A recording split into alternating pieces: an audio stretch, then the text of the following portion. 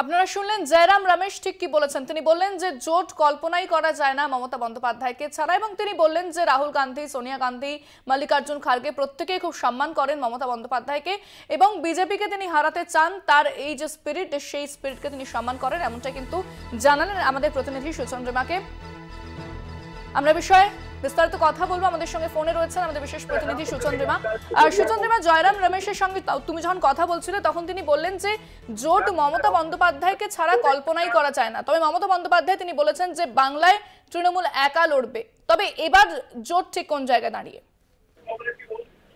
দেখো, জোটের ভবিষ্যৎ নিয়ে কংগ্রেস, তৃণমূল কংগ্রেস এবং বামেদের ভূমিকা বাংলার রাজনীতিতে একটা খুবই গুরুত্বপূর্ণ বিষয়, যেখানে মমতা বন্দ্যোপাধ্যায় 2021-এ বিজেপিকে যেভাবে পরাজিত করেছে, বাংলায় তারা 200-র বেশি আসন চেয়েছিল, সেখানে তৃণমূল কংগ্রেসের যে জয় জয়কার বিধানসভা নির্বাচনে দেখা গিয়েছে, তার পরবর্তীতে এই লোকসভা নির্বাচন একটা বড় চ্যালেঞ্জ তৃণমূলের কাছে।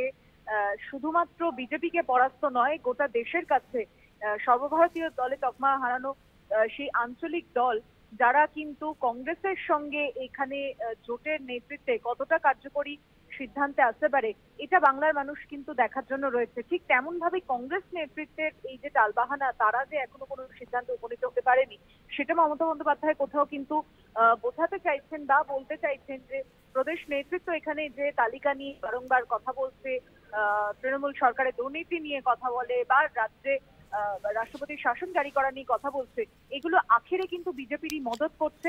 তাই এক যাত্রার পৃথক ফল তো হতে পারে না। বিজেপিকে হারানোর জন্য যখন বিজেপি বিরোধী সব শক্তি, এবং সেটা পশ্চিমবঙ্গে মমতা বন্দ্যোপাধ্যায় তৃণমূল কংগ্রেসের থেকে শক্তিশালী আর কেউ নয়, যারা প্রমাণ করেছে বিধানসভা নির্বাচনে বিজেপিকে কিভাবে পরাজিত করা যায়, তাই আঞ্চলিক দলগুলোর গুরুত্ব কংগ্রেস যাতে ভুলে না যায়, সেটা কংগ্রেস যে ভুলছে না সেটাও কংগ্রেস নেতৃত্ব হাইকমান্ড তারাও মনে করাচ্ছে। তাই আগামী সময়ে আসন ভাগাভাগি নিয়ে কোনো ফয়সলা হোক কি না হোক, মমতা বন্দ্যোপাধ্যায় একা লড়ুক কি না লড়ুক, কিন্তু জোট থেকে বেরিয়ে আসার কথা কিন্তু তিনি একবারও বলেননি, বা কংগ্রেস নেতৃত্ব এটা তাকে মনে করাতে চাইছে যে জোটের মধ্যে তৃণমূল কংগ্রেসের ভূমিকা, সর্বোপরি মমতা বন্দ্যোপাধ্যায়ের জাতীয় রাজনীতিতে তার ভূমিকা, সেটা সোনিয়া গান্ধী, রাহুল গান্ধী, মল্লিকার্জুন খার্গে প্রত্যেকের কাছে ব্যক্তিগত স্তরে খুবই গুরুত্বপূর্ণ, এবং ব্যক্তিগত স্তরে তাদের এই আসন ভাগাভাগি নিয়ে কথা চলছে।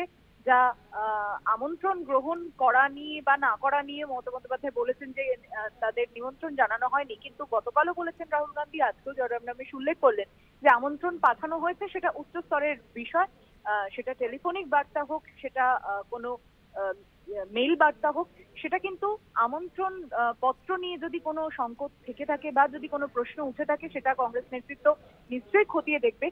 কিন্তু জোটের ভবিষ্যৎ নিয়ে কোনো রকম ভাবেই তৃণমূল কংগ্রেসের সঙ্গে কোনো নেতিবাচক ইঙ্গিত কংগ্রেস হাইকমান্ড দিচ্ছে না। তৃণমূল কংগ্রেস যদি যেটা তৃণমূল নেত্রী বলছেন যে জোট নিয়ে ভোটের পরে তার কথা হবে, আর বাংলায় তৃণমূল কংগ্রেস একাই লড়বে, কারোর সঙ্গে কোনো সম্পর্ক নেই, তাহলে সেই বার্তাটা পক্ষান্তরে বামেদের দিকেও কিন্তু ইঙ্গিত তিনি করতে পারেন যে কংগ্রেস নেতৃত্ব যে বামেদের সঙ্গে, তৃণমূলের সঙ্গে যদি এই জোটে থাকে বা জোটে বামেদের ভূমিকা নিয়েও একটা প্রশ্ন তুলতে পারে। তাই সব মিলিয়ে এখন আসন নিয়ে যে কথা হচ্ছে এবং আসন ভাগাভাগি নিয়ে যতক্ষণ না সিদ্ধান্ত আসছে, তৃণমূল কংগ্রেসের এই স্ট্যান্ড পয়েন্ট কিন্তু খুবই একটা অন্য মোড়ের দিকে নিয়ে যেতে পারে। ধন্যবাদ।